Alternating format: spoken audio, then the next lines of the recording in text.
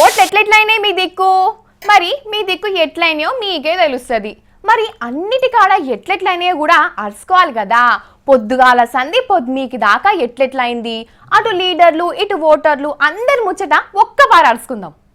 అయిపోయింది, మొత్తానికి పెద్ద పని అయిపోయింది తెలంగాణలో. ఎవరి ఓట్లు వాళ్ళు వేసిండ్రు. బుడబుడ పంచాయతీలైనా ఓట్లు మాత్రం నిమ్మలంగానే అయినాయి. ఆఖరికి సెలవులు ఇచ్చే వరకాల పబ్లిక్ పొద్దుగాలనే పోలింగ్ స్టేషన్లకు వచ్చిండ్రు. 7 గంటలకే పెద్ద పెద్ద లైన్లు కట్టి తయారైనరు. మొత్తం తెలంగాణలో 170% ఎక్కువనే పోలింగ్ అయింది. ఎట్లయితాయో అని అందరు భయపడ్డారు, కానీ అంత మంచిగానే అయింది. ఓట్లన్నీ పెట్టెలలో పడ్డాయి. పొద్దుగూట్లే పడేయాలకు కూడా ఆడాడ ఓట్లు పడ్డాయి. ఇక ఇదివరకు సంది పబ్లిక్ పని అయిపోయింది, మిగిలింది లీడర్ల టెన్షనే. ఎవరికి వేసిండ్రో, ఎవరి పని ఎవరు చేయబోతున్నారో పబ్లిక్ ఇక ఇప్పుడు తెలియదు కదా. వచ్చే నెల అంటే మే 16 తారీఖు నాడు ఓట్ల పెట్టెలు ఇప్పి లెక్క పెడతారు. కాబట్టి లీడర్లకు అప్పటిదాకా కంటి మీద నిద్ర రాదిగా.